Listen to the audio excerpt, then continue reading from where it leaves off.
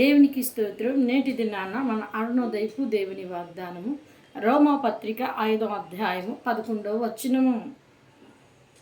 అంతేకాదు మన ప్రభువు అయిన యేసుక్రీస్తు ద్వారా మనము దేవుని యందు అతిశయపడుచున్నాము.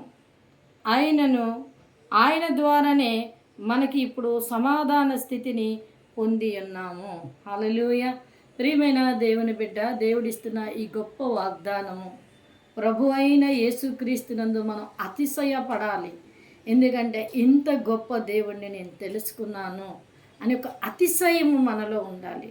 ఈ లోక విషయాలు, ఈ లోక ఆడంబరాలను చూసి మనం అతిశయపడకూడదు. మనకున్న ధనాన్ని పెట్టో, మనకున్న ఉద్యోగాన్ని పెట్టో, మనకున్న వ్యాపారాన్ని పెట్టో, మనకున్న స్థితిగతులను పెట్టో మనం అతిశయపడకూడదు. కానీ యేసుక్రీస్తుని నేను కలిగి ఉన్నానని నేను అతిశయపడితే ఆయన ద్వారా మనకి సమాధానం వచ్చింది. దేవునికి మనిషికి సమాధాన బలియాగాన్ని యేసుక్రీస్తు వారి సిలువలో చేశారు గనుక ఆయన ద్వారా, ఆ సిలువ మరణము ద్వారా దేవునికి మనిషికి సమాధానం ఏర్పరచబడింది.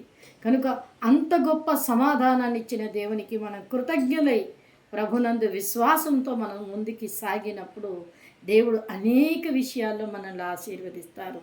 దేవునితో ఇంకా మనకి సమాధానాన్ని ఏర్పాటు చేసి, ఇంకా దేవునితో సాంగత్యాన్ని పెంపొందించి, ఇంకా దైవ జ్ఞానమును నీలో, నీ మనసులో నీకు జ్ఞానాన్ని అందించి దైవ ప్రజలకి, లోక ప్రజలకి ఏ విధమైన జ్ఞానాన్ని నువ్వు తెలియచేయాలో, దేవుడు ఏదైతే వారితో మాట్లాడాలనుకుంటున్నారో నేను ఒక పాత్రగా, ఒక సాధనముగా ఆయన వాడుకొని ఆయన నీలోంచి మాట్లాడి నీకును దేవునికి సాంగత్యం ఏర్పాటు చేయబడి దేవుడు ప్రజల పట్ల అనుకున్న ప్రతి మాటను నీ ద్వారా తెలియచేసి నిన్ను అనేకుడికి ఆశీర్వాదకరంగాను దీవెనకరముగాను, యేసుక్రీస్తు వారు తండ్రి అయిన దేవునికి మనుషులకి ఎలాగో మధ్యవర్తిగా ఉన్నారో నిన్ను కూడా యేసుక్రీస్తు వారికి, ఆయన మాట్లాడాలనుకుంటున్న ప్రజలకి మధ్యవర్తిగా నిన్ను చేసి ఆయన మధ్యవర్తిలో నీకు పాలిభాగం ఇచ్చి నిన్ను ఆశీర్వాదకరంగా నిలబెడతారు. కనుక అరుణోదయాన లేచిన వెంటనే ప్రార్థన చేసుకుని